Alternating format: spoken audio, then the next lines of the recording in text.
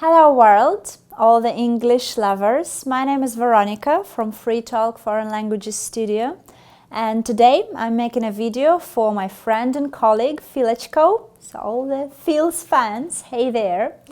And I was asked to talk a little bit about grammar from the Russian point of view, for those of you who want to master it.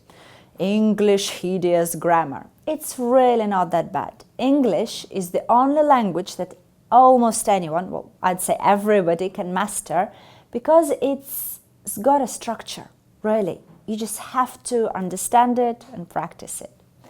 So today, one of the structures that usually causes a lot of problems are the sentences that we call conditionals, meaning that there is a condition in the sentence. Most frequently, it's if. Yeah? Sentences with if. The difficulty is that when we say the sentences in Russian, the grammar is slightly different. So let's just go over the main 4 types and then you'll practice and you'll nail it. So the first one, whenever we speak about some real present, yeah, or well, real future, in fact. The problem is that in Russian we say the whole sentence in the future grammar. In English, after will, the part of the sentence that has if, you cannot use will. Just please don't do it. So after if, you actually use present. Yeah. And then in the consequence, you use will and the verb, whatever. So this is real future that can happen. If it rains tomorrow, I'll go for a walk. Not if it will rain. No, don't say that, please. The second one is when in Russian we mean если бы, something hypothetical, yeah, unreal. In that case, it's actually closer to Russian already. You have past here, and then would, and the verb.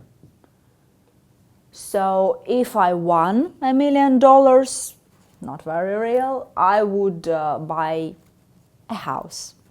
Oh my gosh, how boring. But yeah, so in this case, we speak about something unreal now or maybe in the future.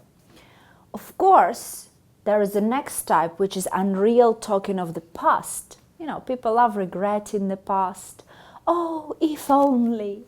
In that case, here you have if plus pre-past, yeah, which is past perfect, if you guys know. Well, what it means is that there is the had and the third form of the verb. And then here in the consequence, you've got would and have and the third form of the verb. So this is all in the past. If the Soviet Union hadn't collapsed in the past, my parents wouldn't have moved to this city.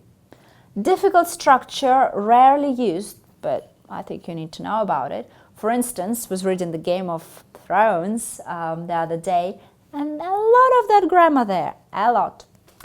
Lastly, last but not least, the mixed one. Pretty often we want to say if something had been different in the past, now the result would be so much better. So it's the mix of this and this. So if something had turned out differently, now the result would be that and that. This is, yeah, you can meet it pretty often.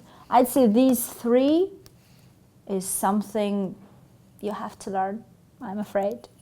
So try to understand the function first of all, and then to create your own examples of each type. And then try using all this when you speak.